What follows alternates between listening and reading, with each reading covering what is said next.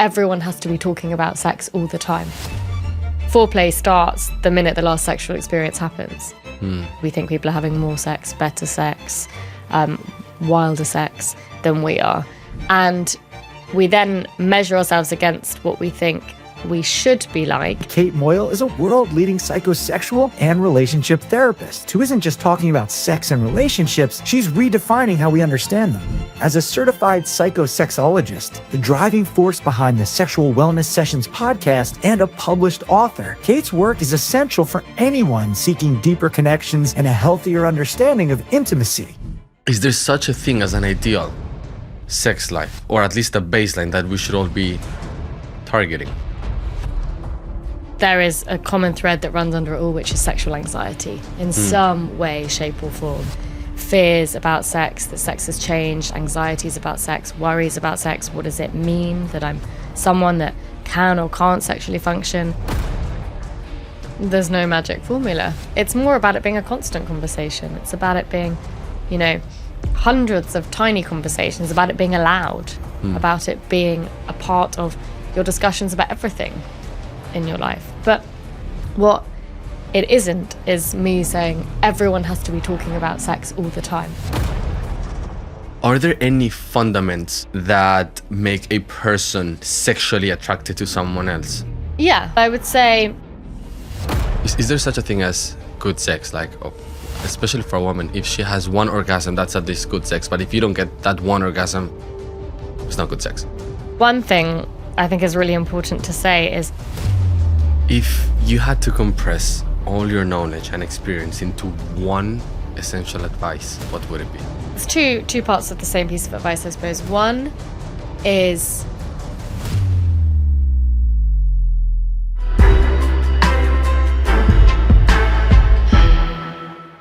Kate, how would you best describe the work you do? for me, being a psychosexual therapist is being a creative problem solver. So essentially the definition of psychosexual therapy is a specialist branch of talking therapy, of psychotherapy, where the sign above the door is it's okay to talk about sex here. But we're specifically dealing with sexual and relationship problems, whether that's physical, a dysfunction, that something's changed, that someone's struggling with an aspect of their health, they're having relationship difficulties, they've got sexual anxieties, their sexual relationship is not working anymore, they haven't had any sexual experiences. And really, it's about helping people to work out what it is that kind of got them to that place, what it is that's maintaining that problem, and what we can do to help them change it. What are your credentials to be an expert to speak about this subject matter? So I started off with a general kind of psychology degree. I then did my psychosexual therapy training, a master's in relationship therapy, and latterly a psychosexologist qualification, which is a European qualification. And I also have a diploma in gender, sexual relationship, diversity therapy. Right. So, sexual therapy. What are the most common problems that bring people to you? So for me, I suppose my area of kind of specialty has become just by practice, dealing with sexual dysfunction. So for men, that's erectile dysfunction, difficulties with ejaculation. For women, pain conditions and things like vaginismus, so inabilities to have sex or sex be very painful, very uncomfortable. But for me, a huge thing is there is a common thread that runs under it all, which is sexual anxiety in some way, shape or form. Fears about sex, that sex has changed, anxieties about sex, worries about sex. What does it mean that I'm someone that can or can't sexually function? On top of that, we then have kind of, for couples, one of the big things that brings them in is a discrepancy in desire. So I want sex more or less than my partner, and we are struggling to navigate the difference between the two of us.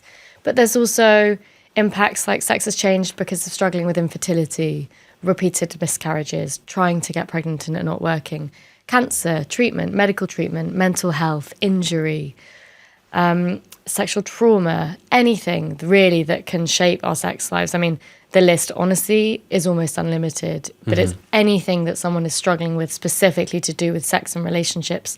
And the important thing is that it's, on my work anyway, is that I approach it with something called a biopsychosocial approach, understanding the physicality and the kind of biological components of it, the social elements. So what does it mean? How do I feel about it? What do I think in the kind of social context of what it means to be someone that's struggling with this?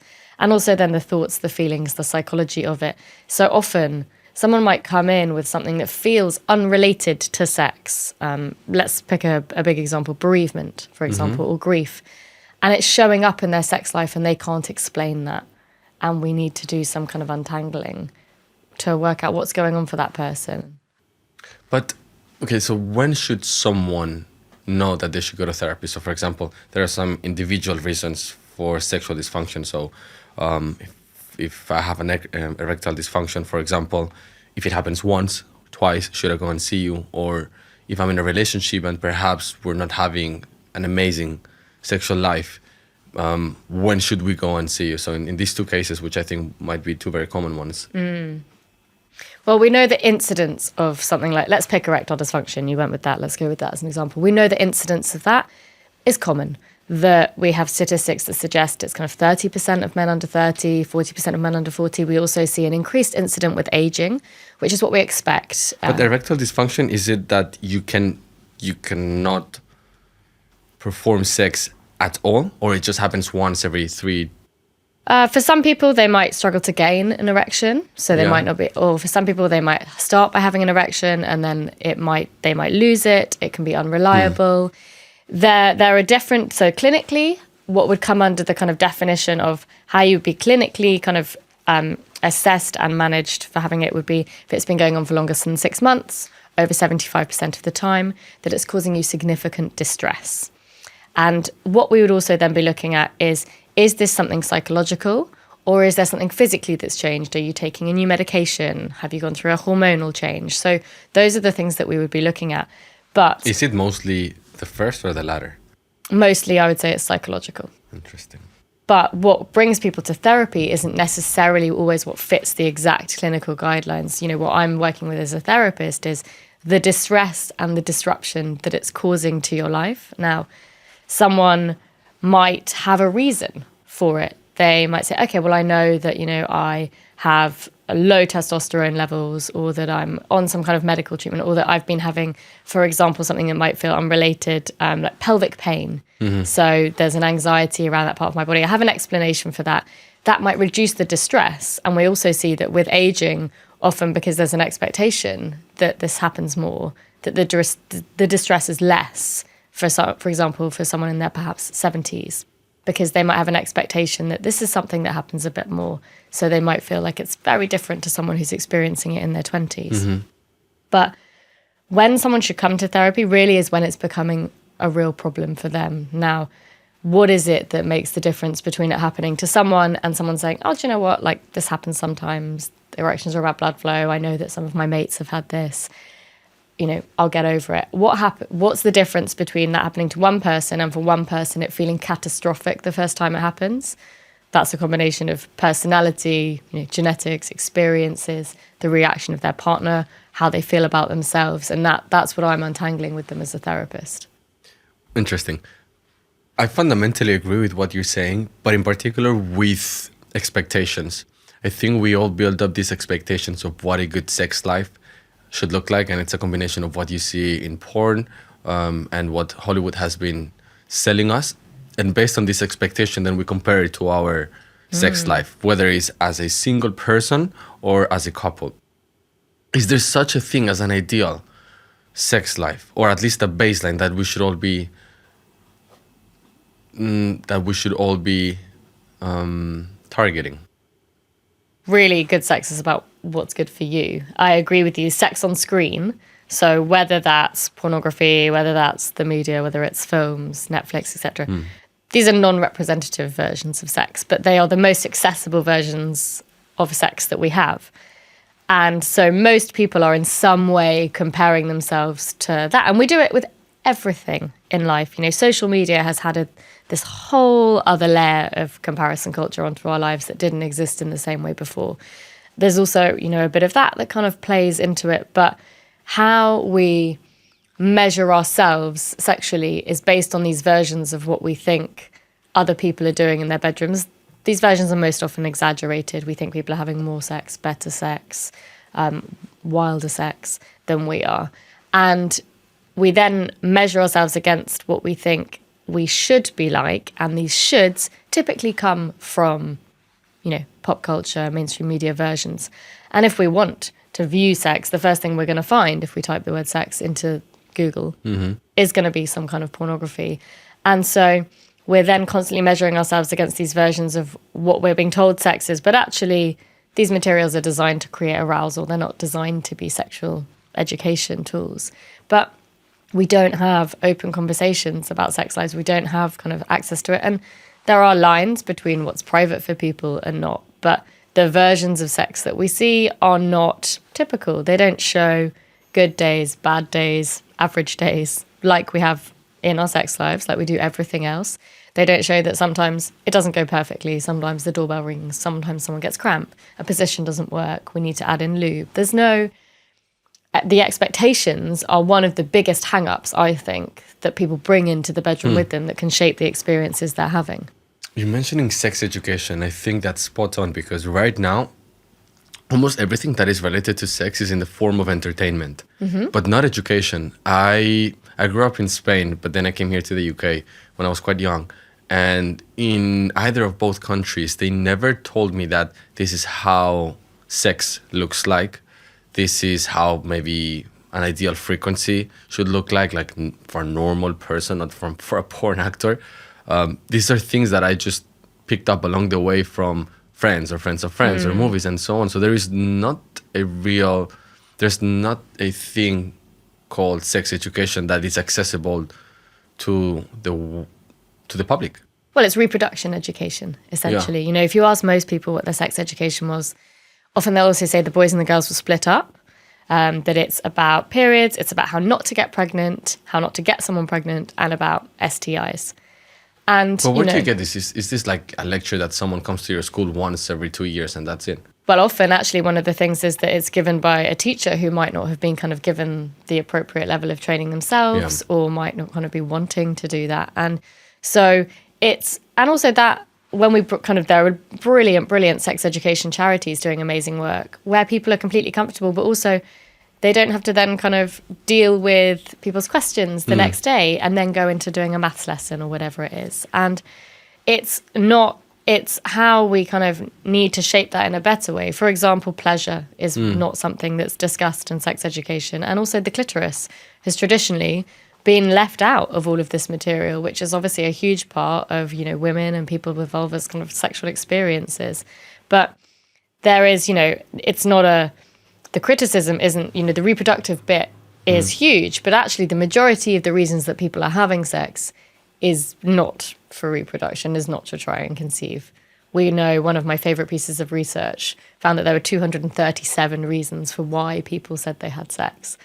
And, one might be trying to conceive because we're trying to get pregnant, but there are many, many others that don't get addressed and leave people feeling ill-equipped to know how to deal with what a sex life looks like. But the flip side of that also is we're not equipping parents to know how to have those conversations themselves as well. And we're seeing organizations now trying to do that.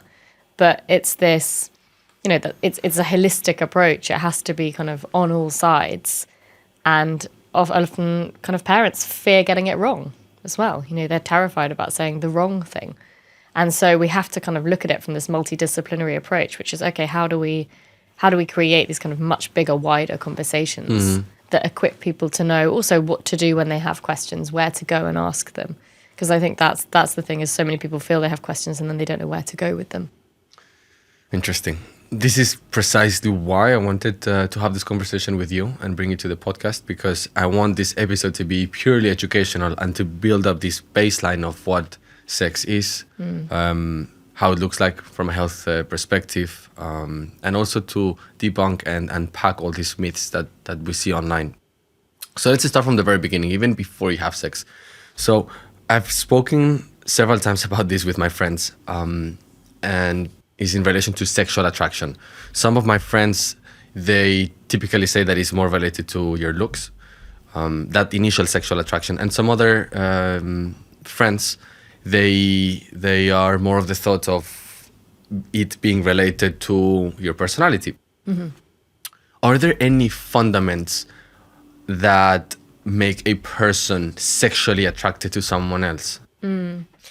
Sexual attraction is one of those things that we just don't have an exact theory for. I wonder if we ever will, to be honest. But there are components. There are some people we might kind of consider more objectively attractive, or across kind of a field of people might consider more attractive. But also, often it's things, if you kind of get into it with people, it's things like confidence. It's things like being able to communicate with someone giving you their attention, eye contact. And whilst what makes someone attractive at first, or sexually, or initially, or that spark, when people kind of say that, we locked eyes across a room, that might be a kind of sexual attraction which feels more physical or more arousing.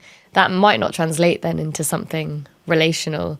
And then we also see the other side of it, which is people who build connections. They, for example, are in a relationship with a friend, someone they get really comfortable with, really intimate with, trust builds, the connection builds, and then suddenly they realize there's an attraction there. And it's someone they wouldn't have necessarily looked at as a sexual partner before.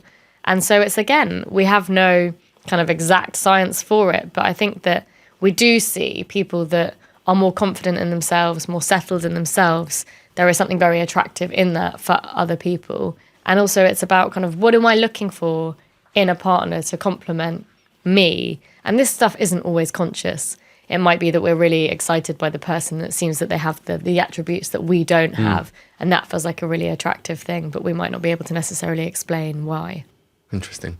I have this friend, which I'm not going to name him, but he was telling me something that I think is very interesting. So he has, in his opinion, a profile of a woman that he would date. A type. But then he has a different type of woman that he would like to have sex with, and they're different. Why is this? This is also a thing that we see kind of really discussed on lots of dating TV shows. A lot of kind of modern TV shows are about this. Love Island is like my type on paper. It's a phrase we hear all the time.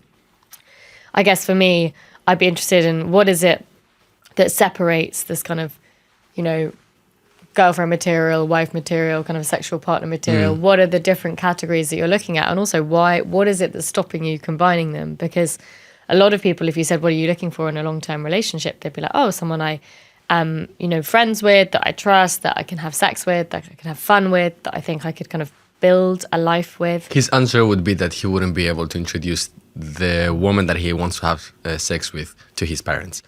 Okay. It wouldn't fit the profile, the type that his parents would approve, so to speak. Okay, which would then assume that there's something about a certain type or profile which is laden with judgment or assumption, so that you can't be both of those things. You couldn't be both whatever that type is as a sexual partner and a good wife, a good long-term partner, a good girlfriend. And I guess that would be about kind of the judgments that we hold, or the assumptions we hold. I think for me, that's the thing I would be digging into.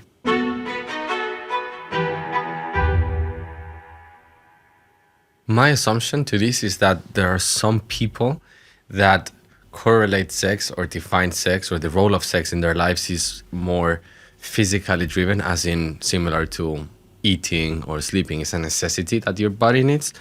And there's another group of people, or set of people, that they perceive sex as an emotional connection. I feel this is more maybe I have a very binary, naive thinking, but it's more related to women, and the first one to men. Is there a kind of a right or wrong approach to how we perceive sex, or it doesn't matter? No, but it's about how we perceive sex is going to be based on the social messages we've had about sex, for example, like our cultural messages, the experiences we've grown up with. I hear from people things like, oh, I remember someone saying this to me in the playground about what sex was, and that has shaped their ideas about sex in some way. The both visible and invisible messages we've picked up about sex. So, for example, you just gave one there about kind of a type. Is it that we've heard people talk about people that dress in a certain way and what that means? And is it that we've taken on that information and we kind of carry that with us without consciously addressing it ourselves? Is it that we are holding these versions of sex? We read an article about something and then someone confirmed it. These unconscious biases are built up and also layered throughout our experiences. And then we start having sex ourselves. How does it make us feel? Does it feel like it was a positive experience? Do we feel a bit ashamed of what we did because we were told that that's not the type of sex that we should have? And again, should, here we are, is a word that's banned in my therapy practice because we hold so many shoulds when it comes to sex, and they get in the way of pleasure a lot of the time. And our version of sex, our definition of sex, is shaped by many, many things, and a lot of which we might not realise have shaped our definitions of it. I agree with that. I mean, the external stimuli shapes our perception of sex. But my question is there a definition or perception of sex that is an ideal one, a healthy one, that we should all adopt, that perhaps we're not aware of because of all these stimuli that we had throughout our youth? Yeah, for me anyway, a big part of my job is helping out to this more expansive definition of sex. So for a start, your sex life is not just the act of sex that you're having. For example, if you're in a relationship, it's all the things that go around sex, things that we call sexual currency, which are how do you maintain a sexual connection? How do you feel desire? How do you feel sexually connected to your partner? Which can be really healthy and thriving. Why is that called sexual currency? Basically, it's about this idea of kind of keeping the currency high in a relationship. So imagine it to be a bit like kind of putting like the coins in a money box, because we don't just kind of start having sex and it being an act and then it's done. We build on it. Esther Perel, who's an absolute kind of icon of my world, talks about how, foreplay starts the minute the last sexual experience happens. So it's this idea that we're constantly building on it. If we're really struggling with our partner, we feel disconnected from them, we haven't kind of touched for weeks, they don't look up from their phone when we're talking to them, we don't kind of trust them anymore, it's not going to be a thriving relationship for sex. All of those things are helping us to build on our sexual relationship, our sexual connection. The things that sexual currency is typically high at the start of relationships. Lots of eye contact, we're flirting, they have our attention, we're checking in, we're touching, we're playful, we are kind of investing more in them. Those things that are really high at the start of relationships, which often is a thing that people say they want to get back to, is that we'll kind of go back to that point later. But those are the things that are important in relationships. If you say to someone, how do you know that your partner desires you or feels attracted to you, or that that's kind of part of your relationship is still there, even when you're not having sex? They'll say, oh, well, because when I'm sitting on the sofa, sometimes they'll just come up and give me a kiss. Or sometimes, like when they walk past me in the kitchen, they'll just give my hand a squeeze. Or sense of affection. Yeah. Or, a flirty text. Or you kind of come downstairs to go out for dinner and they're like, wow, you look hot. Those things are part of a sexual connection or part of someone's sex life. And so, when we're talking about this definition of sex, yes, there is the kind of physical act of sex, which is way beyond just penetration, intercourse, which is what the kind of Oxford Dictionary definition of sex would be. It's all the things that sexually we do together, but it's also how we build on that in our relationships. And sex is both physical, but incredibly psychological. It bridges all these different parts of our lives, which is why it's both simple and complicated. When we're meeting someone new, right? Let's take it from the very beginning, not in an advanced relationship. So you're meeting someone, you're going on a date. And when that happens, you're trying to identify if you are a match with this person. So you try to share all these different values and so on and so forth. But right now, based on what you're saying, when we're at that stage, we are unconsciously already bringing all this baggage of sexual understanding and so on to this particular point. But I feel like we're not discussing it, and then we're entering into a relationship without knowing that big part of the other person's life and also my life. Do you think we should be talking about sex perhaps on day one? Because it's incredibly important for us to lay the groundworks on, this is what I like, this is how I perceive sex to be. What do you think? Are we in line?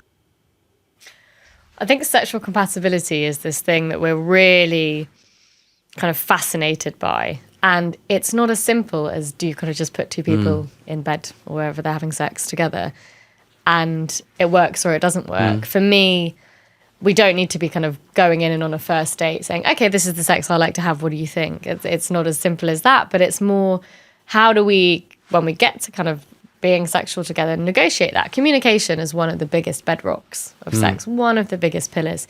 And that is as simple as, how do we kind of consent to having sex? How do we say, actually, that's not how I like it. Could you kind of, even if it's something basic, move to the left a bit? Could you slow it down? These are my preferences. Actually, I don't like being touched on that part of my body. Should we say those things while we're having sex? Well, or we can kind of say before, just so you know, or this is sometimes, I'm working with people who there might be kind of things that they need in their sex life. So it might be, just so you know, like, I always need to use lube for a sexual experience. That's a non-negotiable for me. And, or sometimes I struggle with erections. I just want you to know, because then if we're going into a sexual experience, I don't want you to be thinking it's about you. It's just something that happens to me So if I'm meeting someone new, sometimes. when should I disclose these things? When you feel ready and when you feel comfortable. There's no point in you having this conversation with someone if you don't think there's someone that you're going to potentially go and have sex with. But equally, we're not educated or ready, or most of us don't feel equipped to have these conversations about sex in this kind of comfortable, open way. And so going in on a first date and saying, okay, this is my kind of sexual shopping list, most people aren't going to be equipped to also hear that.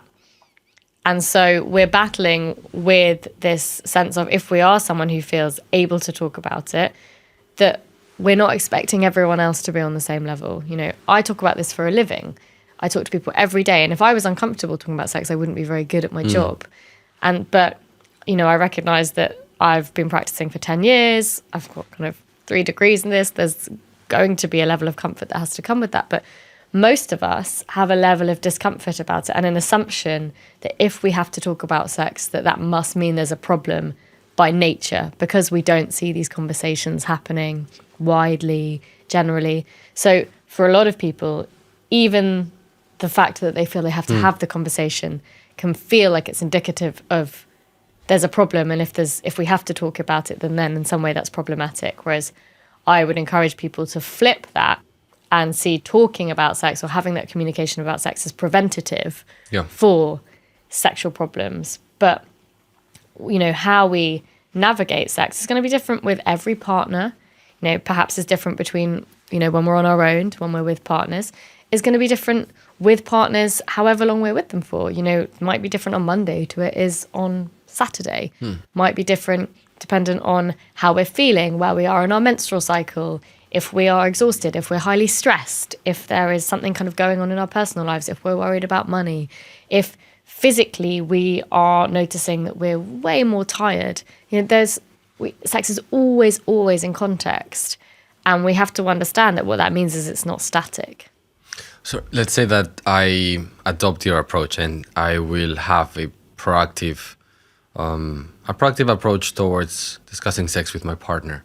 How often should I be discussing sex with my partner? Is it once a week? Is it once a month?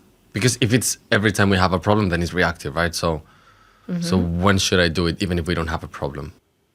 There's no magic formula. It's more about it being a constant conversation. It's about it being, hundreds of tiny conversations, about it being allowed, about it being a part of your discussions about everything in your life. But what it isn't is me saying everyone has to be talking about sex all the time.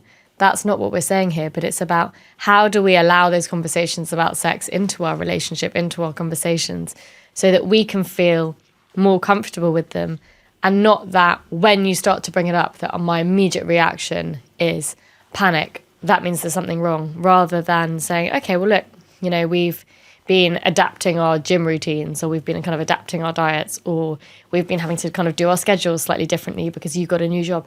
How do we also take that approach into sex, which is, I used to really enjoy that, but actually it's not been doing it so much for me anymore. Shall we try something a bit different? Or since I've been on this new contraception, I've noticed that things are feeling like I need a little bit more time to warm up. Just letting you know that that's what's kind of going on for me. Or, do you know what, since we had the baby, I really am not feeling in the mood for sex anymore. So I think that it's something that we kind of need to build back up to. Or I'm feeling like I'm struggling with my body confidence a bit at the moment, and that's meaning I'm a bit more distracted with sex.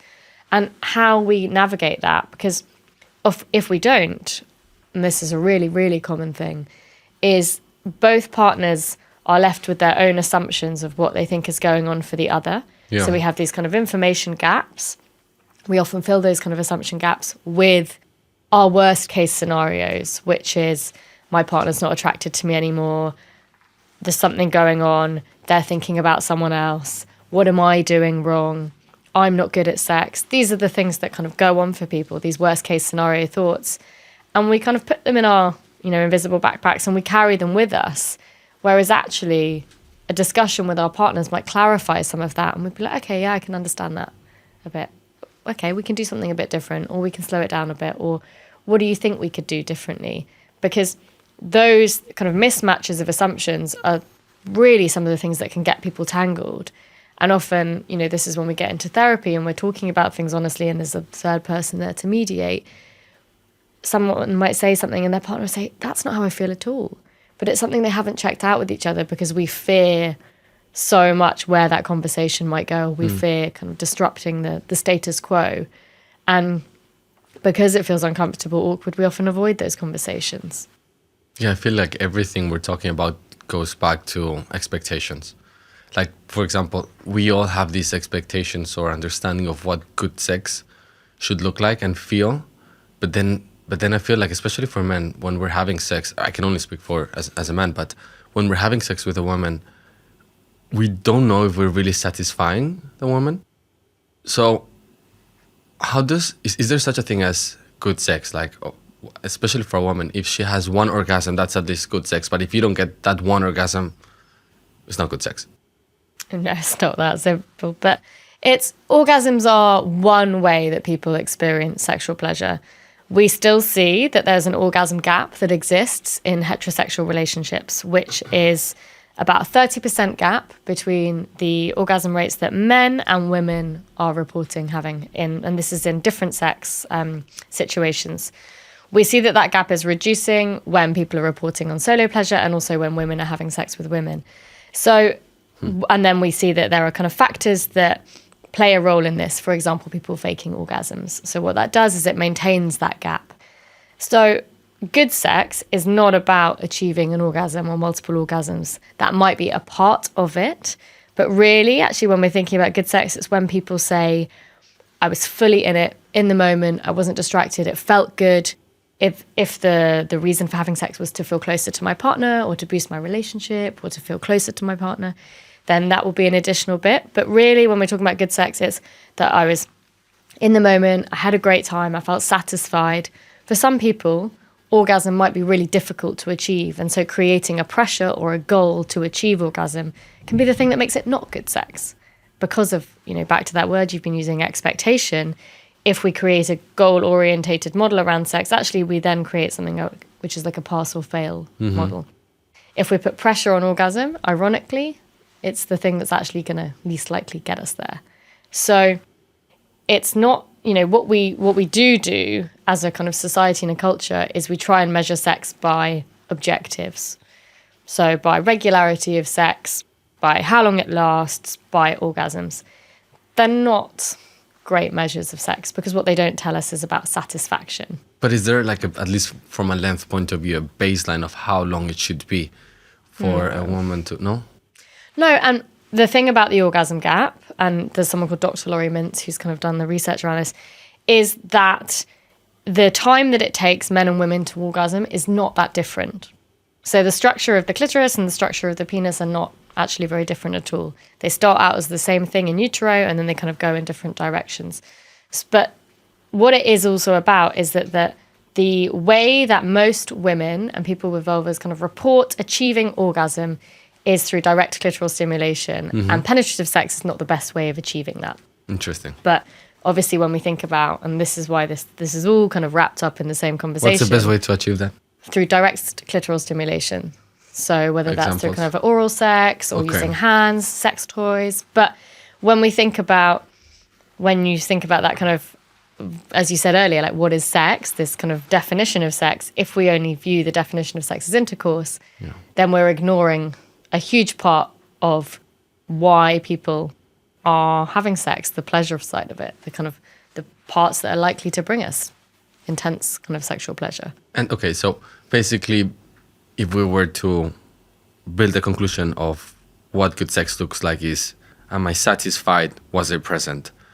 In order for myself to increase the chances of me feeling that, but also my partner feeling that, I feel like if we get our partner aroused, I might have a higher chance of achieving that. Mm-hmm. Are there any specific, let's say, techniques or methods that would increase the arousal of my partner? Asking your partner what they like. Okay. So it's individualized. Yeah, because let's take a basic example. If you have a partner who doesn't like a particular area of their body being touched. So let's say we'll pick a body part, a stomach. So if you have your hands on your partner's stomach and it's a thing that they don't like, they don't enjoy it, it's a turn off for them, what they are not going to be focusing on is what you might be doing with your hands if you're also sexually touching them. They're going to be thinking, I don't like that, that's making me feel uncomfortable. That is a distraction from arousal. So distraction is a massive, massive break when it comes to both arousal and desire. Arousal, the body and brain's physical process of preparing for sex. Desire, our psychological motivation and want for sex. Two separate processes, but they often happen together, but they can also happen separately. If you are then kind of doing something which you don't know is a problem, because your partner hasn't told you and you haven't asked, and it's distracting them, even if you're doing the kind of right thing physically on the other part of their body, it's probably going to be creating an inhibition, a way of them less likely to achieve orgasm because they're distracted. So this is what we talk about in terms of kind of good conditions, which is the right type of touch. The right type of touch for one person is not necessarily the right type of touch for another. It's psychologically being, am I in the right place? Is this the type of touch that I like? Is this with someone I want to touch me? Is this feeling good for me? Does the context feel right? And then being in the moment. So this is the kind of magic triangle, being present. So those three things working together. So you could be doing the right kind of sexual stimulation, like touching in the right places, doing technically what the right thing might be. But if someone's mind is completely somewhere else, they're not going to be enjoying it to the full extent. What we're trying to do is to avoid distraction. So, right. So perhaps the TV needs to be off because that's already a distraction. I mean, you need to set up the environment, right? So if perhaps your dog is around, that might also affect it, even unconsciously, perhaps, right? No, pets play a big role in getting in the way of people's sex lives. And also, like, for example, if we are on a retreat in a hotel and there's these amazing views in the room, that can also be a distraction then, correct? Yeah, but I go more basic. Distraction is my phone is on the bedside table and it's vibrating. Yeah. I can hear the baby crying. I'm looking at a pile of laundry. I got into bed and my boss had just sent me a shitty email and now that's all I can think about. What have I got to do for tomorrow? Okay, I've got to be up early. And I know that I'm going to be really stressed and then I've got to get from A to B. How am I going to do that? I'm not feeling good about my body at the moment. Do you know what? My partner's been acting weird recently. I feel really distracted by what I think's going on. It's last time we had sex, it didn't really feel like it went that well. I'm worried that it's going to go again. Or I'm not really feeling that turned on, but we haven't had sex for 2 weeks. And I feel like that's a long time for us. So I want to make sure that I have sex, but I'm not really in the mood. I'm really tired. I'd rather sleep. You know, these are what we call kind of latent cognitive thoughts, these negatively framed kind of thoughts that are going on in our heads. Distraction is not just physical, not just external. It's very internal. You know, we have thousands and thousands of thoughts a day. But if they are particularly negative, slanted towards sex, and then we're going into a sexual situation feeling kind of unsure, unconfident, distracted, we're much more likely to kind of be in our head than we are to be in our body. And these two things are working together all the time. And can alcohol, for example, numb us from those distractions? Yeah, so a lot of people might use alcohol to kind of take the edge off, to distract them so they feel more relaxed. Obviously, when it comes to sex, that can go too far. You know, if someone is too drunk, they can't give consent. Yeah. They might kind of be completely inhibited, but not in a good way. Someone's relationship with alcohol, of course, is going to play a role in that. But a lot of people might say, do you know what? I feel like my mind is a bit quieter when I've had a drink. And so then I find it easier to be sexual. But again, it's about what is it doing for you that is helping you to then be able to be more in the moment? Is it just taking off a layer of kind of inhibition? Misconceptions.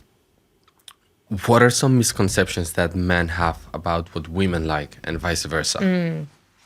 Well, I think one of the things is basing our versions of sex or our ways of being sexual on these kind of mass media, kind of pop culture, whether it's pornography, sex in movies, Netflix, versions of sex. It goes back to the orgasm gap and that kind of focus on penetrative sex all the time, which is not the way that most women are commonly achieving orgasm. And that kind of primary focus on that, I think, is a big thing. You know, if we educated around sex and pleasure and how the body works in a much wider way, and we're getting there, absolutely we're getting there. There's still a long way to go. The orgasm gap still exists, but my hunch is that it's getting smaller. Then, but also it goes back to this kind of idea of, okay, well, what feels good for you? And again, you're going to hear me say it hundreds of times, and it kind of might feel like a very kind of therapy discussion to say, talk about it, communication. But no partner can be a mind reader. But if you're both basing that version of sex on something that you've seen, like, oh, it looked like it worked there. So what I'm going to do is I'm just going to replicate that. But the other person is thinking, okay, well, I don't want to tell them that that's not what I like, because then they might think that the problem's with me. So I'll just go with it. And this is a dynamic we see happening all the time. Then you are both in a situation where you're doing something you think you should be doing rather than focusing on actually what you might be enjoying more. And do you think that even if we ask this question, let's say me as a man and I ask my partner, what is it that you like that gets you aroused? Do you think she will know the particular answer? Well, hopefully we are kind of getting to a place where we're saying to people, get to know your body a bit more. But a lot of people don't, and this is the problem. But it's not even that specific. It's, does that feel good? Do you want to carry on with that? Shall we keep doing this? These are very simple prompts that we can use. But again, people often fear saying it because then they think, okay, does it look like I don't know what I'm doing if I have to ask? But actually, that might be exactly what someone needs to say. Actually, could you slow it down a bit? Or could we try something different? And it's even more important when we're dealing with people that have sexual pain conditions or things like perimenopause, where they might be experiencing more vaginal dryness, or, you know, vaginal dryness happens when people are breastfeeding. So, because there's a change in estrogen levels. So there might be different stages in our lives where we've been through physical changes or psychological changes or hormonal changes where we need to check a bit more, because we can't just assume that things are going to be the same. Foreplay. I think it is even more important in advanced stages of a relationship, because in the very beginning, when you're meeting someone, I guess you're both horny right after your dinner because you're seeking that approval and to see what it feels to have sex with this person. So you can just, you know, after your dinner, go back home, get undressed and, you know, just dive into it. Without meaningful foreplay. But as you get into more advanced stages of a relationship, so multiple years, probably over 5 years, just like breaking that ice becomes a little bit harder. So I think foreplay becomes more important. Maybe I'm wrong. A, would you agree with this? And then B, are there any particular ways of doing foreplay that are more effective? I'm going to dismantle the word foreplay. Okay. Because often when we say foreplay, what we mean is sexual acts that are not penetrative sex or intercourse. So for me, I was referring to like anything that happens right before the intercourse. Yeah. Which like is a warm-up. Yeah.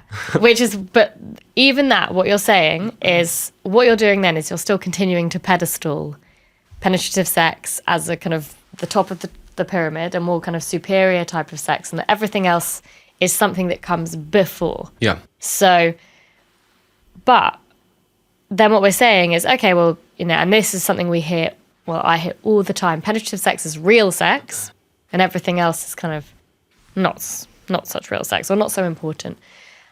What it takes out then is people that, for example, don't have both a penis and vagina in their relationship, don't like that type of sex, can't have that type of sex, that it is it's very heteronormative in terms of how it kind of sets sex up, but it can devalue the other things when we think about it in these terms of kind of foreplay, or the value of these acts are that they come before the main event. They're the starter, and this is the main course. Whereas when we start to, this goes back to the expansive definition of sex, we say, okay, all of these things are sex, this is all sexual experiences, then we can start to say, okay, well, that is something that's enjoyable on its own. It's back to the word you said earlier, expectation. Because if we're expecting that that has to be something that goes somewhere else, then in some ways that can detract from that being an enjoyable event in itself. And yes, it is important because all of these things, whether it's kind of touch, it's psychologically engaging, it's feeling like we are building something with our partners, they're all an important part of warming up. Yes, the body does need time to do that. But it doesn't mean that it has to go anywhere further than that act, than what you're doing. But again, it's a really big thing that we see, everything you've asked me so far.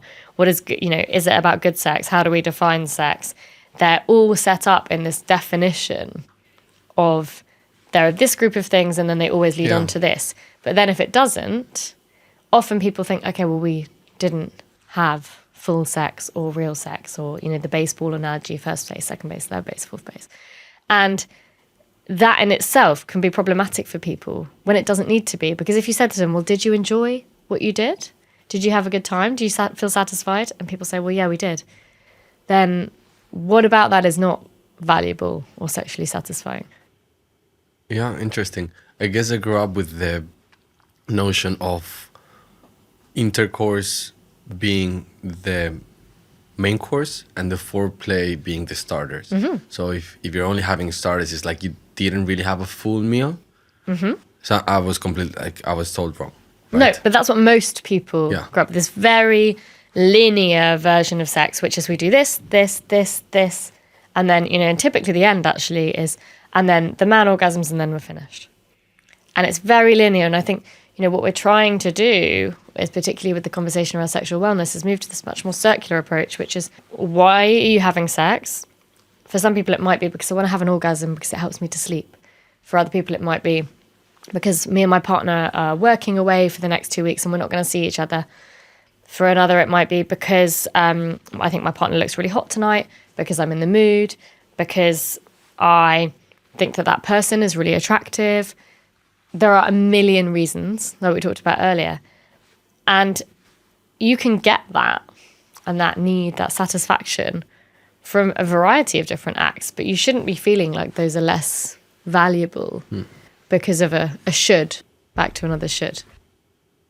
So this is a question that a lot of men ask themselves. I've discussed it a few times with my friends. How much does size matter, as in the penis size? Mm-hmm. Does it matter? It matters if you think that the only way of having sex is penetrative sex. And again, then if we go back to the orgasm gap, which is that's not how most women are achieving orgasm or climax or kind of peak pleasure, then, it matters as much as you think it matters, but no, really is the answer. Of course, obviously, some men are having sex with other men, but it's not important, because there are so many ways that you can be sexual, experience sexual pleasure. But again, this links to so many ideas about masculinity and what it is to be a man and performance. And a lot of that stuff is what bring men into the therapy room with me, is these ideas that we are some way kind of failing at masculinity or failing at manhood or failing at performing. And, performance is a very interesting word when it comes to sex, because that indicates that we have this kind of objective list of things that we should tick, and then we're doing a good job. And a lot of this stuff then goes back to kind of identity, or how I see myself as a man. If you are satisfying your partner feels satisfied, and you guys are enjoying the sex you're having, there's no requirement for a particular kind of penis size for that to be achieved. As a man, I believe that most of us think that if we are not making our partner have an orgasm, whether it's through intercourse or foreplay, we are underperforming. Mm-hmm. And then we feel like it is our job for her to achieve that climax, and perhaps we neglect all these other factors that can make her more prone to have one or multiple orgasms. Perhaps could be more genetics related, or as you said, perhaps she's being distracted because of work and whatnot. What are some of the factors that are completely unrelated to the man's so-called performance that can determine if a woman can have one orgasm or multiple orgasms? Yeah, I mean, one thing I think is really important to say is putting too much pressure on orgasm, focusing on orgasm too much, is one of the biggest inhibitors to someone achieving an orgasm, because you're creating this pressure point, this goal, and it's, aiming for satisfaction because it's something that you want for your partner, but for them working out how to do it in the way that's good for them is important. But you doing it for your own goals, your own sense of satisfaction, your own sense of kind of achievement, or that you've done a good job, shouldn't be the focus of it. Now, if it's something that you guys need to work out how to do together, it's something that was happening and now isn't, then that's a different story. But it's not a kind of box to be ticked. But for one, kind of female orgasm particularly, a woman needs to know her body. She needs to know what feels good for her. And again, it's about this idea of arousal concordance. So kind of how do we get mind and body in line together? Because if we go back to that triangle of good conditions, physically, the touch might be right, but psychologically, if we're in the wrong place, if we are feeling really distracted, or for example, if we have a history of sexual trauma, or we feel shame, or we haven't been able to orgasm because we feel inhibited, then we're not going to be able to get to that place when there's someone else there. So there can be all of these factors going on. The being in the moment, being present, again, that links to the psychology of sex. If we have reasons in our history which mean that we don't feel able to just kind of let go and be fully in sex and relax into it, or we don't feel able to kind of connect with our bodies physically, that's going to be a big factor. But then if we feel pressured by our partner and we feel like it's our job to make sure our partner feels like they're doing a good job, that's an extra layer of pressure, which is not going to help the situation. I have some friends, especially friends that are going on first dates, that they've shared with me that they feel this sexual pressure because when they're going to have sex for the first time with this new person, they are overly focused in satisfying the other person that they completely neglect their sexual needs. Mm-hmm. And that brings them into a spiral of thinking, I need to give them pleasure, I need to give them pleasure, I need to give them pleasure. And that makes them perform in their perspective less good, and also perhaps maybe not even get an erection. What would you advise to these men in very simple terms? So what should they be doing or not doing so they don't arrive to that stressful situation in bed? Yeah, so we describe this as performance anxiety. So basically when we're super anxious, we can't be super aroused at the same time. So performance anxiety is where we are prioritizing performance over pleasure. We are in an anxious state. We're distracted by our thoughts. We're kind of convincing ourselves that we aren't doing a good job or we're not going to do a good job. We're trying to future cast, trying to work it out. And we are so in our heads that we're not going to be in our bodies. Now, we cannot be in two places at once. Your body cannot be fully aroused and turned on, and also in this threat response, which is fear-based, which is anxiety-related.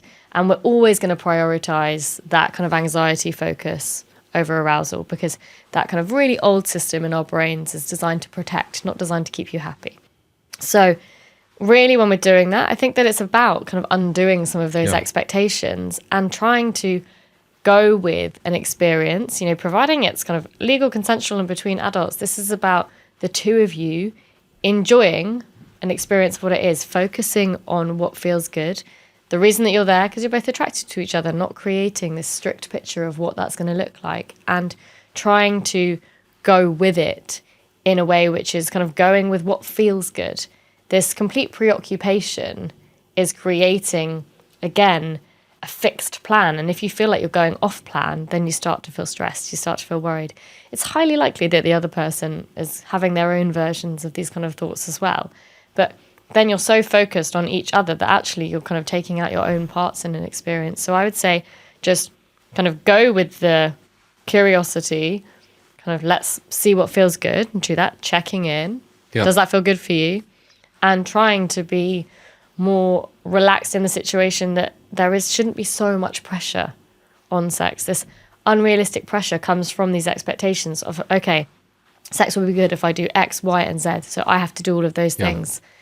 It's so much more than that. If you ask someone what good sex means to them, they might say, oh, like I just had a good time. We, really connected. It felt physically good, but also I felt really attracted to them. Again, there's not a kind of set list of things that you have to tick in order for that to be the case. Do you think there's more pressure towards the men and the women? Because I feel like us as men, we are responsible for the outcome of the intercourse or whatever it is that we're doing. So if it goes well, it's because I did well. If it goes bad, it's because I didn't do it well. But that's if you're working with a model of all of the focus being around intercourse. So it's back to that kind of pyramid structure. Yeah. I think that a lot of people, irrespective of gender, feel pressure when it comes to sex. I think the pressures that they feel might be different. Too. Yeah. We have a lot of social messages around femininity, around how women's bodies should look, and men's as well, and social media, again, we talked about this earlier, really has added layers of kind of pressures and expectation to this. And has also done some good in terms of the body positivity movement. But, there's a lot of anxiety that goes with being with a new sexual partner. What are they going to think of me? What are they going to think when I take my clothes off? How does my body look, taste, smell, feel? Am I doing a good job? Am I pleasing them? But equally, we're all in that together. But also when we're really turned on in the moment, feeling like it's going well with someone, a lot of those thoughts disappear because we're trying, we're not thinking about anything when sex is really good, when it's going really well. We're just going with it. I once had a partner many, many years ago, for the record, and she used to like to have sex with the lights off. Mm-hmm. And the reason why she wanted to do that was not because she was ashamed of her body or anything like that, but it was because she didn't want to have any distractions, and she wanted the entire session to feel like a very sensorial, experience. And that actually did work. So I was much more focused on the pleasure of whatever we were doing, whether it was intercourse or not.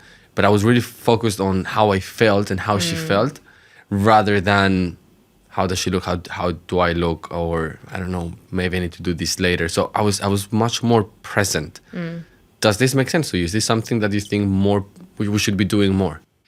Well, the senses are the gateway to how we experience anything. But when it comes to sex, if we shut down one, it heightens the others. And so, but what we see is that, for example, playing with the five senses, these are basic kind of mindfulness techniques that often people use. And mindfulness has really positive effects when it comes to sex. But what it makes sense about is if it reduces distraction and preoccupation. So, for example, that might be good for people who are worried about how their body looks, and they find that's a really kind of strong distraction for them, in the way that wearing a material of something that feels nice against their skin might feel like a really good distraction because you're focusing on the feeling rather than the appearance. Body confidence is not about how you look, it's about how you feel. So if you are someone who that feels like it's inhibiting you sexually, then yes, cutting out the thing or kind of creating a way of managing that can be a really positive. But for a lot of people, they might feel really turned on by seeing their partner, by seeing their own bodies, by seeing their pleasure, by seeing their partner enjoying themselves. So that might feel like it's something that's kind of hiding something or taking away from a sexual experience. So that's going to be back to that person and what works for them. Now, some people who might find too much sensory overload kind of overwhelming, or again, a distraction, or that it takes away from sex, yes, kind of managing some of that in a different way might feel like a good thing. And what about music? Is it distracting us? It's the same thing. For some people, if it helps them to feel relaxed, it's kind of a focus. It's, a certain music makes them feel sexy, then great. But if for some people that feels like that's pulling their attention outside of the experience, then it's going to be a hindrance. Because I feel like there must be some sort of science behind it, because in porn videos, they have music in the very beginning, like in the foreplay, but not when they're having sex. Okay. Is there any science behind that? I would imagine that's just kind of a film setup.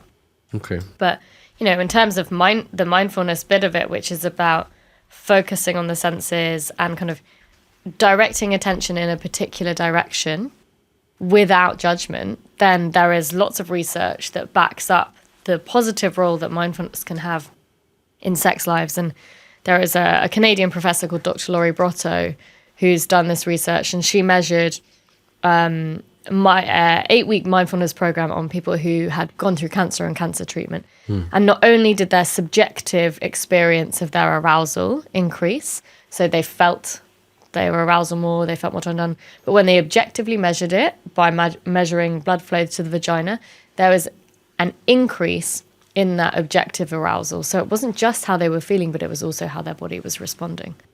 What's your take on porn? I think that it's about people's relationship with it.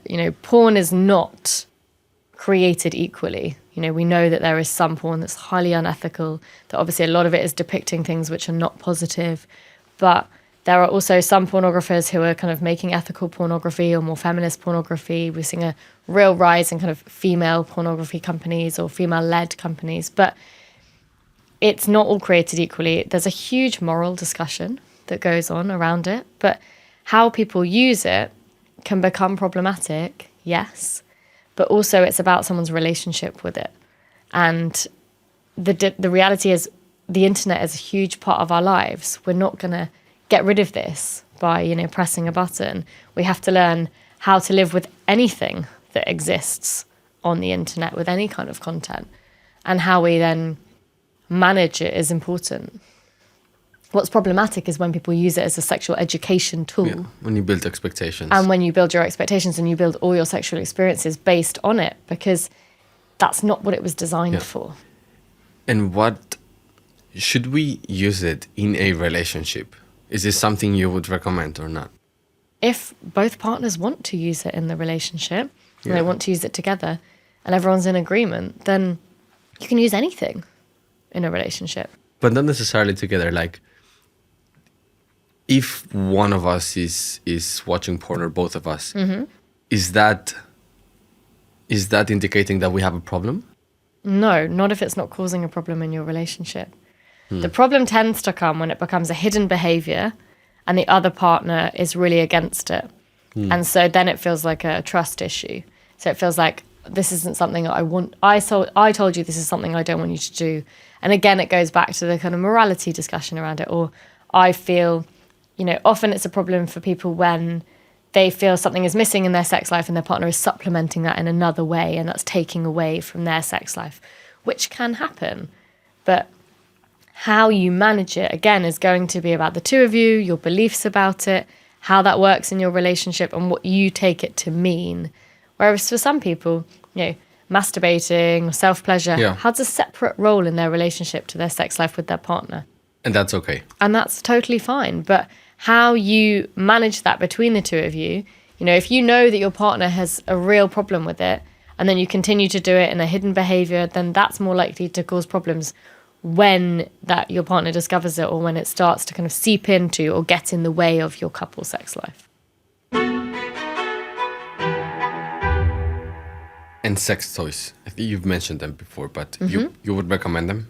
Yeah, so I work with a brand called Libido, who are a kind of world-leading, kind of award-winning sex toy company. And, we talk about these as kind of pleasure products. But again, the old school kind of, or I suppose the kind of outdated historical message was always, if your partner gets a sex toy, that will in some way replace you. Yeah. Or you will in some way kind of be nudged out by this As a product. man, it makes me feel like I'm not enough.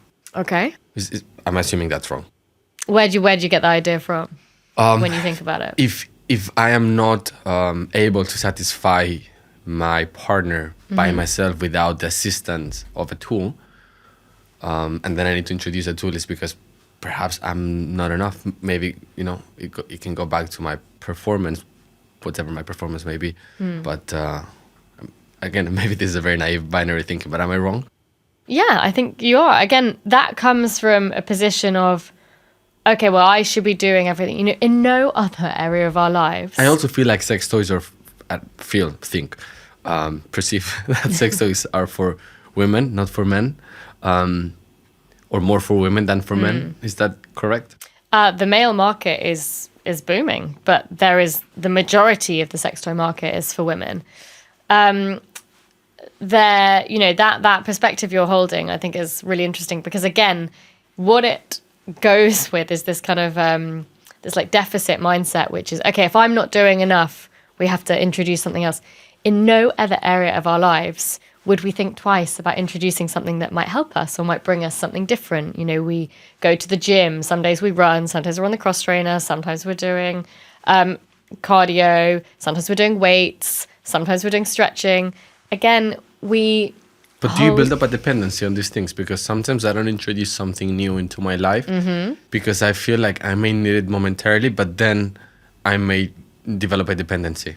Yeah, this is a real myth around sex toys, that we can kind of get dependent on them and then nothing else feels enough. With anything, we can kind of grow a habituation. Yes, we can kind of get tunnel vision. We can get used to something, and then what we need to do is we need to increase intensity in order to get the original high that we used to get. But as you know, when we think about sex toys, it's about bringing in something different, bringing in a different sensation. It's great for couples to bring in together to try something new. They're useful for all bodies. Vibration is a different sensation that can activate the kind of sensuality of the skin all over the body. Just because it's a different type of pleasure doesn't mean that it's something that kind of takes away. It's about introducing novelty, curiosity. And a lot of people might use them because for exactly that reason. Oh, it offers me something different. It keeps sex interesting. It's a way of us trying something new together. But when we feel like it's taking away from something that we're doing because of this kind of sense that we're not doing a good enough job, of course, we're not going to have a positive relationship with it. But one of the things that we see at Lilo is that when we did some kind of research, when we were launching a new male product, that the male kind of sex toy sales are pretty continuous with very little marketing. They are pretty constant. The difference between men reporting how many of them own sex toys, but how many of them would say that they own a sex toy, there's a real gap with that, which indicates that there's still a bit of a taboo around men using sex toys. Do you have any statistics on how many people buy them to use them in a relationship versus individually? I don't have any statistics, but I do know that when we were doing some research at the start of COVID, that we saw a lot of couples, definitely like an increase in percentage of couples buying sex toys. And I think that there is something about, you know, we're at home together, we're trying something new, we're introducing difference at a time that, you know, we don't have much difference going on. You know, we're all in lockdown. And I think that was a real shift that we saw at the time. But you know, this is a multi-million pound industry. People are buying them for all sorts of reasons.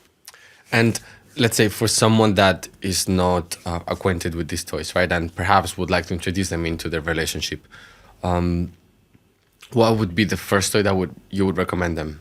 It's like when you have a baby, right? You cannot give a steak to a baby. You give it milk, and then slowly and gradually you build it up to the steak, right? So, can you build up this analogy within the sex toy? I'll take. Oh yeah, I guess I can work with that. Start simple with something like a simple vibrator. Don't go, you know, massive or intimidating, or for something with 25 settings. Jesus, intimidating. Don't give steak to the baby. Just go basic. And what I would say is introduce the idea to your partner.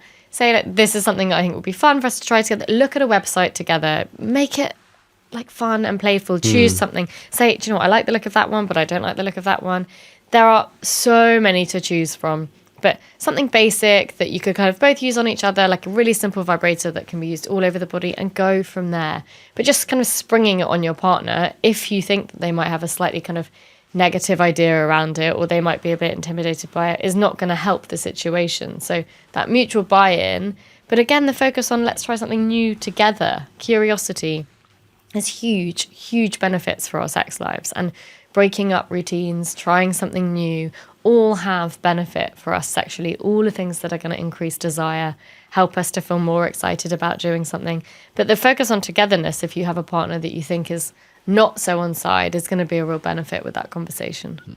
I feel like, and perhaps again I'm wrong with this, but my perception with sex toys is that aside from building a dependency, you are building a tolerance, because I believe that is based on, again, breaking your routine and always trying to get that extra dosage of dopamine rush. And once you build up this tolerance, right? So perhaps the vibrator is doing that, doing that job in the very beginning, but then it's not enough, and then you need another toy and another, and then I feel like ultimately you end up building a whole room that is just packed with sex toys.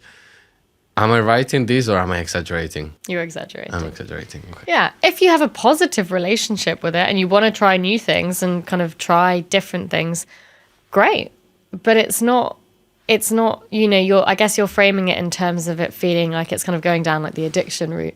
But what we're talking about is introducing novelty, different ways of doing things. And you and your partner can use them however you want, or you can use them on your own or not with your partner. But it's not this kind of reliance on, some people might say, do you know what, the only way I can orgasm at the moment is by using a vibrator. But it's also likely that because they've learned that that's the way that works for them, that they're more relaxed in that situation, that they feel able to kind of let go a bit more, that their focus is more on what's happening in their body. And it doesn't have to be a bad thing if that's something that you have to bring in to kind of push you to over the peak. But if we feel like it's a bad thing, then we're going to start to have a negative relationship with that type of pleasure, with using something like that. And that's actually probably more likely to get in the way as well. And then using lubricants, is this something that, again, do you have a statistic in which it tells us that it improves the experience? Yeah, I would for say everyone? I would say it's the most cost-effective, simple way of making a change in your sex life, of increasing pleasure in your sex life. So these ideas about kind of lubricant only being if your partner isn't turned on enough, if you aren't turning them on enough, these are really outdated. I feel like that's going to be the title of this episode. This one thing is going to change your sex life. But they're really outdated views. Yeah. There are so many reasons that someone might use lubricant, because they are on a contraception that has kind of slightly changed how they lubricate, that they are someone whose body lubricates slightly less, that they are enjoying the sensation when there's less friction, that they are someone with a history of painful sex, that they feel that they're more able to get more aroused at different points in their menstrual cycle, that they like the feeling of it. That increases, basically what it does is it reduces friction. So friction when it comes to penetrative sex can, if there's not enough lubrication in the vagina, it can cause like micro tears. It can mean sex is painful. It feels uncomfortable. It's not necessarily, it's not a good thing. So anything that can help with that. And when we talk about lubricants, we're talking about water-based lubricants with condoms, because oil-based lubricants, which are longer lasting, can kind of break condoms down. So those two things are not compatible. But it's great for clitoral stimulation. The clitoris does not obviously self-lubricate. Anal penetration, we recommend a different type of lubricant because there's a different pH balance. The anus doesn't self-lubricate.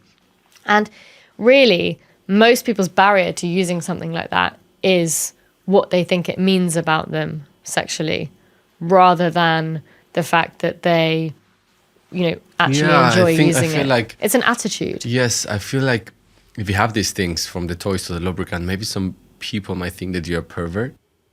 Okay. But again, probably I'm where do you think that idea fundamentally comes wrong. from? I don't know.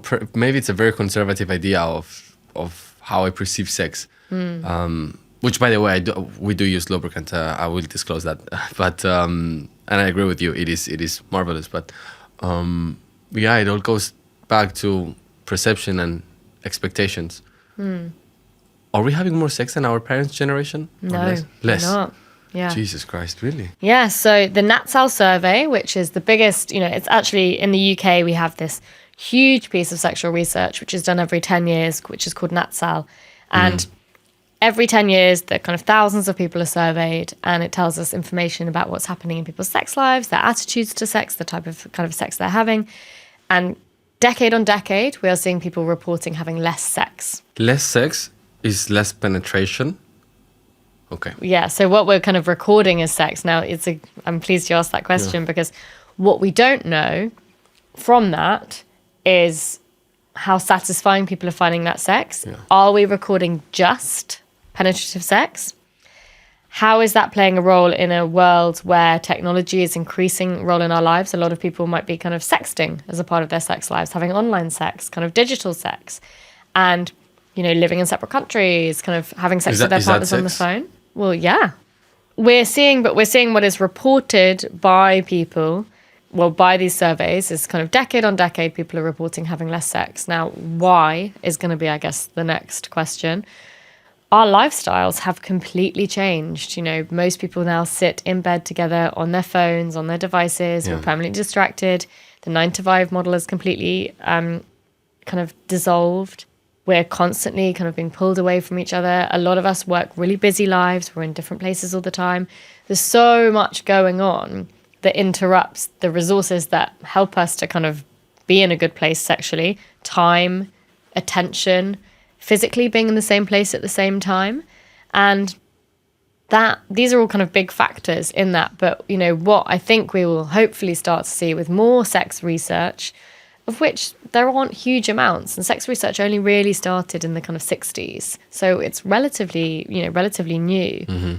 But is how do we start to measure sex in these kind of less objective ways? Because the amount of sex being had really gives us very limited information about the sex that people are having. Interesting, because my friends, especially the ones that are in long-term relationships like me, sometimes we have these discussions around having a sort of pause in their sex life. And some of them, they feel like it's more related to them being in a long-term relationship, but sometimes it happens and you need to refresh it. Some other people feel like it's because life just gets incredibly busy and so on and so forth. I think it's a combination of both things. But a fundamental question that we all have a different answer for is how much sex should we be having? What's the frequency of sex that should we be having in a long-term relationship? Is there a baseline? Some people say twice a week, some people say 3 times a week. And I'm speaking about relationships that are 5 years plus living together. Yeah. Is there an ideal answer? What do you think the ideal answer is? If I asked you that question. It's interesting because I also had this discussion with my girlfriend, and we've been 7 years together. So for me, it's at least 3 times a week. Perhaps my libido is higher than somebody else's. Perhaps it's lower than somebody else's. Is that kind of right? It also depends on my schedule, to be honest. But yeah. You know, I guess you're in your 20s. Like, we would expect, I guess, younger people probably to report higher numbers. But also, you said there should, you know, how much sex should we be having? And for me, there's the question, this is my therapy brain kind of going, is where does the should come from? My should is coming from comparing it to how much sex we were having in the very beginning. So, for example, if in the very beginning I was doing it every day and sometimes multiple times a day, and then you fast forward to today, which is 7 years down the line, and we're doing it a few times a week. You know, my, again, naive binary brain would assume that there's something wrong. But then I would also assume that it's normal and so on and so forth. So, you know, but I also feel like this, and I'm not just going on a tantrum here, but I feel like this is also a reason why a lot of couples end up breaking, because they don't know why they ended up in that situation. And I feel like you're going to end up in that situation even if you're dating Angelina Jolie in their prime time, like, or Brad Pitt. But there doesn't seem to be a baseline of what people think it's enough or okay, or the minimum, at least, that we should be having. I think there needs to be a minimum. If sex is an important part of your relationship for both of you, it's how you negotiate that. What is normal? There is no normal. There is, the only thing normal when it comes to this part of our lives is difference. But, this answer that you just gave, once a week, twice a week, 3 times a week, those are the typical answers that people give. For me, I'm wondering about, what is it about people like a nice round number? Or they just, and again, it's back to that idea of at the start, we used to. Your relationship 5 years on is nothing like it was at the start. Yeah. You don't have the context of managing your lives together, work, or having to juggle schedules, having to think about who pays the bills, the context of our kind of domestic lives is quite desexualizing, but also that process of habituation we talked about earlier happens in our sex life. We see a natural decline in desire, in amount of sex being had across relationships, across the kind of long term of relationships. And that's not a problem in itself. It's something that we expect to happen. How much we then prioritize sex happening is about how intentional, how much action we take to do with it. But we see that desire shifts. So desire, again, that kind of motivation for sex. At the start of relationships, we have everything on our side. We have, as you mentioned earlier, kind of dopamine. We have our brain is excited. It's excited by novelty. It's curious. Everything's new. We're getting to know that person. We're throwing so much into that relationship. And sex is one of the big ways that we connect if we are in a sexual relationship. The reason I'm saying that is because some people start their relationships not having sex, and it's something that comes later because that might be their set of preferences. So if we're doing that, and, at the start of relationships, we see people kind of doing things like they abandon other parts of their lives. They don't see their friends so much. They, will prioritize kind of having sex in the morning and getting into work 10 minutes late. They'll kind of throw everything into that. We have all the things on side, high sexual currency, lots of eye contact, lots of flirting, lots of touching, all of those things that create the context for sex to happen in a lot. As we start to kind of get to know someone, we build things like stability, security, we get to know them more.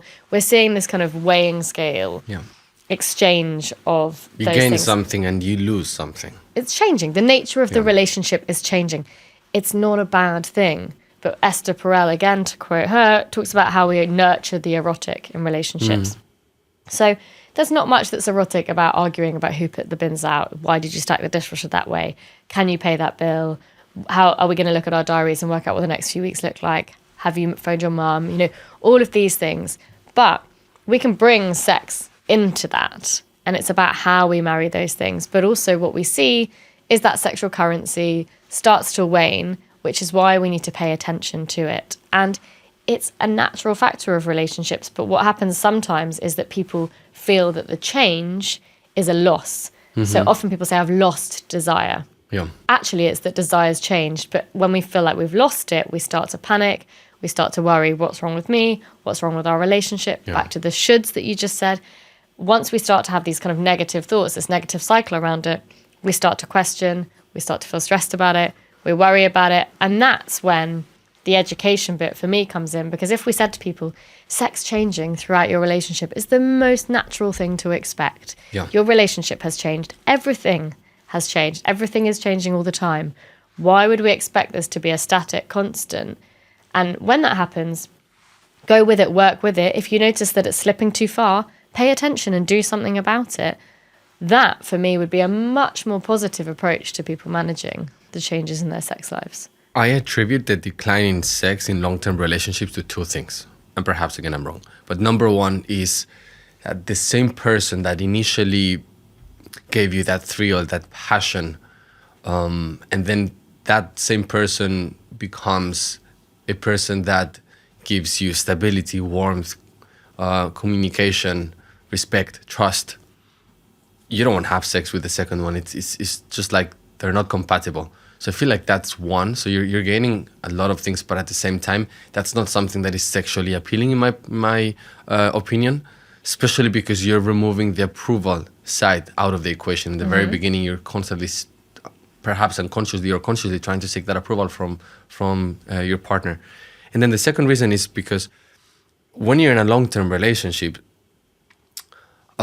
you have these small cracks that happen sometimes on a daily basis or weekly basis. Some of them you were mentioning right now. So are you going to take the trash out, this or that? Especially like not necessarily big arguments, but small little arguments, disagreements. A million tiny cuts. Exactly. And those, I think, they fracture in ways your sexual life that you are not able to perceive. But ultimately, it leads to the point of, well, if I just had this little argument with this person about something so stupid that is the trash, do I want to have sex with a person that I just spoke about that stupid topic? Perhaps not. So I attribute it to these 2 points. But because I understand it, I feel like I'm going to reach that same mindset or stage in my sexual relationship with any partner. It's not related to myself or Olivia, because there are so many other aspects, Olivia's my partner, so many other aspects of our relationship that I value. So then it leads me to this question, which is, right, so after 7 years, sometimes sex would feel like an effort when it used to be a feeling that is spontaneous. And that's something hard to accept. Now, my question to you is it okay for sex to be felt as an effort, even though I love her more than anything in my life? Yeah. What you're talking about is a shift in desire now. Desire, again, that motivation, that want, that kind of openness towards sex. If you ask most people how they define desire, okay, I'll ask, how would you define desire? What is desire? If you were picked... As in sexual desire or desire in sexual desire? I get an erection immediately, and it's a very, very strong erection. And I'm very present with you in the moment. I'm not thinking about work, and that is related to me desiring being with you. So that's this kind of sense of, like, I'm intensely turned on. It's kind of very instant. And if you said to most people, they would say what you kind of just said, like, I know I'm really turned on. Yeah. But it's that, if you said to most people, okay, what does desire look like? They would say, oh, like, my partner and I get through the door, we kind of push each other against the wall, we're kissing, it feels really kind of passionate. It's also very kind of movies-based version of sex. Yeah. So we can't keep our hands off each other, these kind of phrases. Now, everything at the start of a relationship sets you up to have that a lot. Like we said, high sexual currency, giving each other a lot of attention, your focus is on each other, everything's new, all of those things happening. Desire can also, and may I add, is still as valuable in relationships when it is what we call responsive, which is that we can start something sexually and then it emerges in response to what we're doing. So you and your partner start kissing, and then suddenly you start to kind of feel that feeling. You're like, oh, I'd like this to continue. You know, I want to carry on with this. Now I'm feeling more like sex. I wasn't thinking before, I'm in the mood for sex, I'm going to do something about it. But actually now I've started something. My body and my brain and my psychology are responding. That triangle, the context feels good. That touch feels really nice. I feel kind of in the moment, and I'm really, feeling really close to my partner. Why not? So when we understand that desire is something that we can trigger and that can come from us starting something, which in long-term relationships is going to be a factor, then we can do something with it, which is about creating the context, which is, okay, how do I understand that is okay? Just because it doesn't look how it used to look, it's different. It might have changed a bit. It doesn't hit me like a bolt of lightning out the blue. But understanding that is still as valuable and holds a key role in long-term relationships, that's a huge, huge thing. There's a colleague of mine called Dr. Karen Gurney, did an amazing TED talk about this, wrote an amazing kind of best-selling book on this called Mind the Gap. But, once we say, oh, okay, I understand that's fine, that's normal, suddenly it takes the sting out of it, because we're thinking, otherwise, oh, well, it used to be like that and now it's not, so I guess the problem must be us, because I haven't heard anyone else talking about this. I kind of have an idea that this is how other people's relationships might work, but what have we lost? Whereas when we say, okay, how does it change? And we understand that instead of that, okay, I need to be in the mood for sex feeling, and we're waiting for it. People in busy lives, long-term relationships, they could be waiting forever for that feeling to hit them out the blue.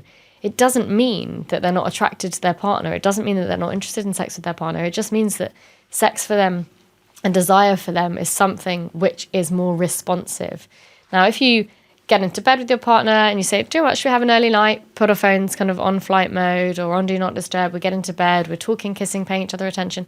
It's likely that if we're feeling both open towards each other, so that's the other thing, we need both partners to be open to the possibility, then it's likely that things might turn into something more sexual if we're feeling good, we're feeling in the right place, we're feeling connected. And that doesn't make it any less valuable than the kind of walk through the door, kind of throw each other against the wall type of sex that we see, most of the time on Netflix. One of the things that I do in order to keep my sexual life active and fresh in a long-term relationship, and again, 7 years of a relationship living together, is going back to this frequency. So I feel like if I take a running analogy, if I'm running 3 times a week, and then I bring it down to once a week, on a rainy, cold day in January, I might still keep it, to once a week because I created that habit. But then if I stop running for like a month or 2 months, just like starting again, that 0 to 1 is harder than 1 to 100. So I feel like it's very similar with sex, that if we stop having sex for an extended period of time, to break that ice and to get back into that rhythm is harder. So I try not to lose that rhythm. Like horses have 3 different types of speed. So I always keep like that medium speed, so in case we can always increment it, but don't stop, because then to restart is more painful. Does this make sense to you? Yeah, but I would say what that's based on is what meaning do we take from the fact that we're not having sex? So if, for example, someone had, let's say, had an operation and they'd been told not to kind of do anything physical, including sex, for 8 weeks, you're not likely Jesus Christ. to take that as a personal insult or a problem in your relationship, or, that my partner's not attracted to me. You've been told by a medical professional not to have sex for 8 weeks. You have a reason for it. So the meaning that has is something very different to you. If you have, let's say, an 8-week gap in your relationship for a reason that you can't really explain, it feels like sex has become a bit awkward, or you feel a bit anxious about it, you and your partner have been avoiding it, that's going to be the thing that kind of causes more of the problem for it. And then the idea of closing that gap can feel really stressful. You're like, well, they haven't done anything, so maybe I shouldn't do anything. It's going to feel uncomfortable, so we'll probably just avoid it. That's the dynamic that kind of gets in the way for couples. And it's easy to happen. People live busy lives. They are separate a lot. It can feel like a long time. We suddenly think, oh, what does it mean about our relationship that we haven't had sex for 2 weeks? And then 2 weeks becomes 3, becomes 4. Thinking, okay, well, that's unusual for us. That's not normally how it goes. Maybe there's a problem. Suddenly, we start to kind of worry about that. That is, where the kind of psychological side of the biopsychosocial bit comes in. And then I also feel it goes in cycles, right? So even if you're in a long-term relationship, it's not that it just goes down and stays there. Like there are some periods in which you pick it up and then it goes down again. And is that normal? Like everything in life, yeah. But also, if, for example, one or both partners in a relationship, sex is the way that they feel loved, they feel connected to their partner, they feel like it's a really important way of their relationship kind of being satisfied. Suddenly that being taken away is going to feel really important to the partner who feels that way. If both partners feel that way, it's unlikely it's going to slip as a priority so much. But often we see a discrepancy in the different ways that people feel loved or show love, show desire, show connection for each other. So it's also going to depend on that kind of prioritization. Now, if it has slipped because it's been a really stressful few weeks, or someone's struggling with something, or you're not having sex, or it just happened, you don't really have an explanation for why it just happened. If it starts to feel like a stress point, you start treating it like a stress point, it's probably going to cause more stress. Is our libido dynamic, or is it like, look, I have a high libido and that's it, and that's who I am for the rest of my life? It's going to change based on what's going on in your life. Sex is about context. So, context, feeling sex positive, sex is driven, sex is a motivation. It's driven by enjoying what you're doing. We're not motivated to do things that don't feel good. If we're not having good sex, we're not really going to be motivated to kind of repeat the experiences. So, there's also a way of kind of, okay, how does this work for us? How does this work in our life? How do we manage it? I'm going to share with you the experience of a work colleague many, many years ago when I was in consulting. So basically this person was married for many years, and then one day we go for a drink, and perhaps he opened up to me because we had a few drinks, and he told me that he didn't have sex with his wife for many months. I think it was something like 5 or 6 months, which to me it sounded like there is a problem. What would you say to this person? So in order for him to break that ice again, for him to go back and refreshen his sexual life with his partner, what would you advise this person? Well, it's a problem for that couple or that person if the regularity of sex feels like a really important thing for them. To confirm, some couples have sex a couple of times a year. They're both aligned about that. They have great sex, great satisfying sex, and that's what works for them. If you are aligned, that shouldn't be a problem based on the fact that you think that you should be having more because of this kind of invisible societal standard of what a sex life should look like. Expectations. Yeah. If this person is struggling with it, the first step is, okay, well, how do I can't change this for my relationship, for both partners, by myself. You have to have mutual buy-in to making a change in anything in your relationship. And addressing it is going to be the first thing. Now, the hardest thing to do for most people is, how do I bring this up with my partner? How do I start to talk about this? And that's going to be the first step. I would say to people talking about sex outside of when you're having sex, so don't kind of try and start this conversation when you're about to have sex, having had sex, or having sex, or just after you've had sex. Talk about it in a non-sexual environment. This is not a pressure to act, to do something straight away. But you have to be able to kind of talk about it with your partner and say, do you know what? This is unusual for us to have not had sex for 5 or 6 months. Is there something going on? Do you think we need to kind of talk about this? How are you feeling? And that is where it's got to start. But also framing it positively. If we turn around to our partner in an accusation or critical way and we say, you haven't had sex with me for 5 months, that is not going to bring out a positive response in a partner. They're going to feel criticized. They're going to feel defensive. Yeah. We're positioning it with blame and like we're being told we're doing something wrong. There are so many reasons that people might not have sex for a while. The difficulty comes for people not when they're not having sex for a period of time. The main reason is because there's a problem in their relationship within your experience, or not? That's sometimes, sometimes it's because there's been a trust breach, because someone feels let down, disappointed that they don't have their partner's attention, that their partner isn't kind of feeding into other aspects of their relationship. That, there's two things are going together, but the problem becomes when people feel like it's not because they're not having sex, but when there are opportunities for there to be sex that they are never taken. Yes. So where the potential is there and it's never acted on, that tends to be a critical point for couples, because that's when we start to kind of read into, okay, what's going on here? There's a study by Boots that found that 17% of women engage in duty sex, meaning they have sex with their partner because they feel it's expected, not because they want to. What's your advice for people in this situation? I think a lot of people have sex for this reason. Do you think it's better to have duty sex than no sex? If it's playing a role in your relationship, but I don't think it's just women that have duty sex. I think that when we talk about sex and what motivates people to have sex, back to that kind of 237 reasons for why people have sex, which is from a 2007 study from someone called Buss and Meston. When we think about that, sometimes our motivations to have sex are non-sexual motivations. They might be because I know that sex is really important for my partner, and that's an important kind of motivation for me.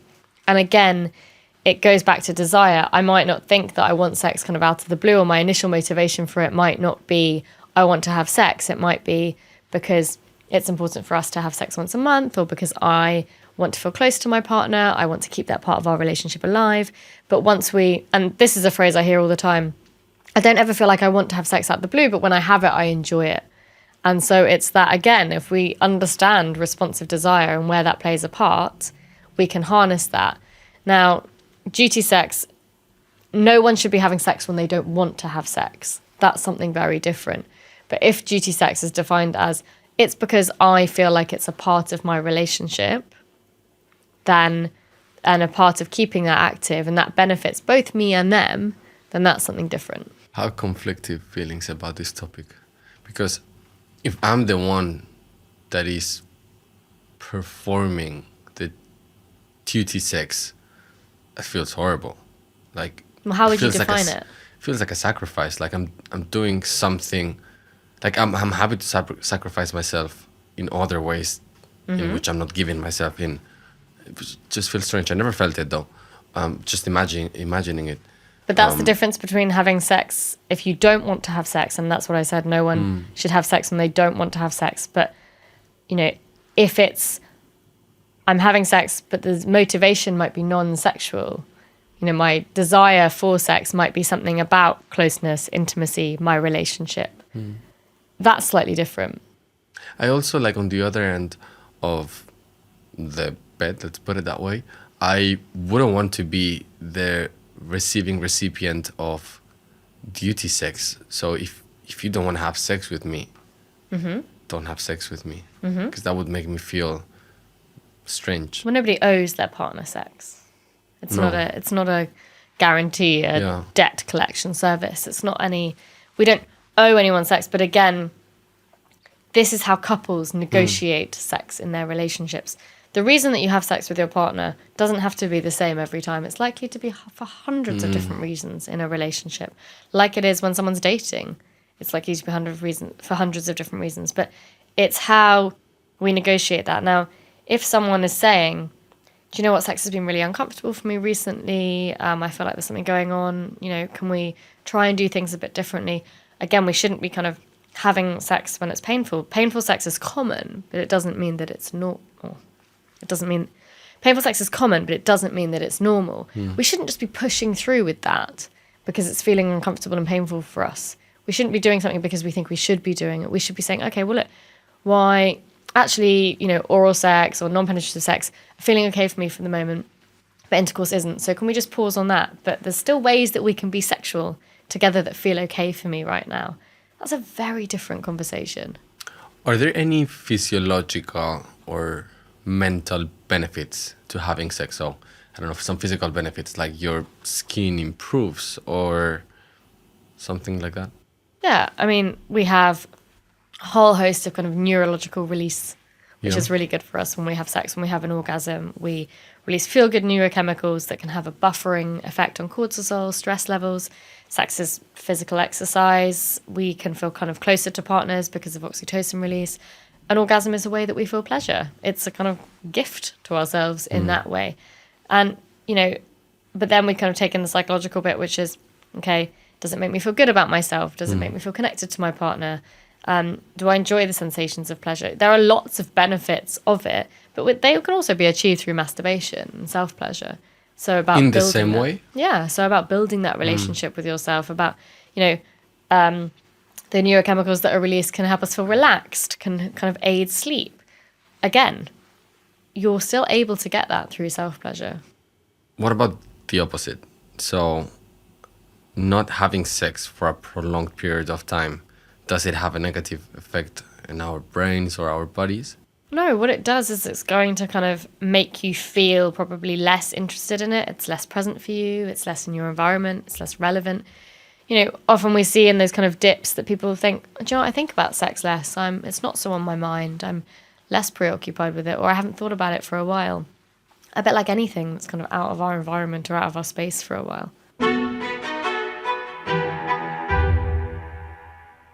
Kate, if you had to compress all your knowledge and experience into one essential advice that we must implement in our daily lives, one advice, what would it be? It's probably predictable based on our conversation, but I think, well, it's two parts of the same piece of advice, I suppose. One is just because you didn't kind of have the sex education or the kind of sexual setup that you wanted doesn't mean that you can't get it at any point in your life as an adult. It's just that you have to go and get it. So there are amazing, you know, resources, podcasts, books, experts, but so many people feel hung up on what they feel like they didn't get sexually kind of at the start of their sexual life or their education or knowing how to talk about it. And I would say that's something you can change at any point. And I would love people to know that, because I think that so many people feel stuck and then they wait till things get to rock bottom before they try and seek a solution. And there's proactive ways you can do that. But also it's learning how to get comfortable with talking about sex, learning about it. You know, even if it's something like listening to a podcast, you're listening to other people talk about it, other people's perspectives. So many of us have our version of sex and it's kind of in this neat little box, and starting to open that up can really be helpful for starting to think about things differently and for you building a level of comfort and then confidence with this part of your life. Thank you. Thank you for coming. And this was a profoundly interesting topic, I think for everyone, but for me. I personally believe that sex plays a fundamental role in our lives, in our relationships, and our overall happiness. However, for a variety of reasons, we tend to avoid this conversation with our partners, with our friends, or with our family, which this often leads into relationships being broken. I also believe that if we had a deeper understanding of what sex is or isn't, we would avoid these problems happening on the first place, or at least we would have the language to be able to address them when they happen. So because of this, I want to thank you, because you are still one of the very few people that are disseminating this incredibly useful and perhaps for some other people uncomfortable knowledge, but incredibly useful. I also believe that in the future, your job it's going to become more frequent. And I think it's very much needed. But until that happens, as you said, forms of content like this one, podcasts or books, or going to therapy, to your therapy, are what we have in order for us to achieve that level of understanding of knowledge to basically improve our lives. So I thank you for that. And I think in behalf of everyone that would improve their sex life based on our conversation. Thank you.